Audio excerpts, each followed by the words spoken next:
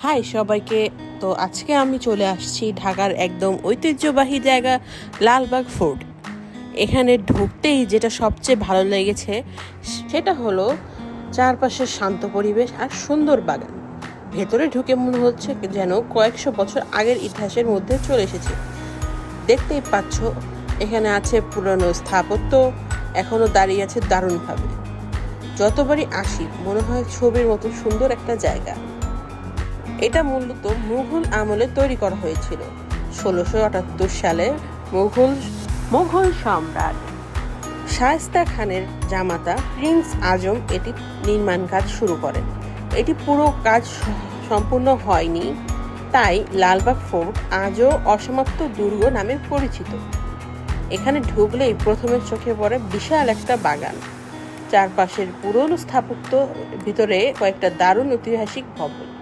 সবচেয়ে উল্লেখযোগ্য জায়গা হলো হাম্মামখানা, যা তোমরা এখনই দেখতে পাচ্ছ স্ক্রিনে। এটির কিছু কিছু জায়গা তখন স্বর্ণ দিয়ে মোড়ানো ছিল।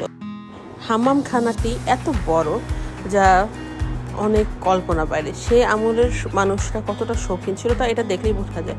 কিন্তু আজকালকার কিছু মানুষ এখানে এসে দেয়ালগুলোর উপর যা তা লেখা শুরু করেছে, যার কারণে এটার পরিবেশটা অনেক বিচ্ছিরি দেখাচ্ছে। এটি ছিল বাথরুম। এই জায়গাটা তখনকার সময় স্বর্ণ দিয়ে মোড়ানো ছিল, যা পরবর্তীতে ইংরেজরা নিয়ে যায়। এখানে 3 বিশেষ কক্ষ ছিল। এক জায়গায় রাখা হতো পানি গরমকালে ব্যবহার করার জন্য, আরেক জায়গায় পানি রাখা হতো শীতকালে ব্যবহার করার জন্য। এখানে আসলে অবশ্যই আপনাদের সময়সূচি দেখে আসা উচিত। আমরা এখানে 3:30 পৌঁছেছিলাম, যার কারণে এত রোদ ছিল, যার কারণে আমরা অনেক অসুস্থ হয়ে পড়ি। এখানে ম্যাপের মাধ্যমে বোঝানো হচ্ছে তখন হাম্মামখানাটা কতটুকু সুন্দর। হাম্মামখানা ছাড়াও রয়েছে দেওয়ানি আম পরিবিবির মাজার, যিনি ছিলেন শায়েস্তা খানের কন্যা। তার স্মৃতির জন্য সমাধি বানানো হয়েছিল। এই জায়গায় দেখানো হচ্ছে যে সংস্কারের সময় তারা কিভাবে এই জায়গাটাকে সংস্কার করেছে, সেখানে একটি ভিডিও চালানো রাখা হয়েছে। এটি ছিল একটি ফুয়ারা, যার থেকে সবসময় পানি পড়তো।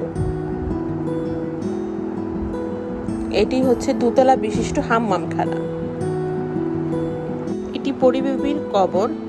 যারা লালবাগ আসবে ঢাকা ও ঢাকার বাইরে থেকে, তাদের লিস্টে এটা থাকা অনেক জরুরি, কারণ এটি ছবি তোলার জন্য একটি পারফেক্ট জায়গা। সাথে এটি দেখলে ইতিহাসের কথা মনে করিয়ে দেয় আমাদেরকে। এটি একটি অনেক সুন্দর জায়গা, সবার এখানে আসা উচিত।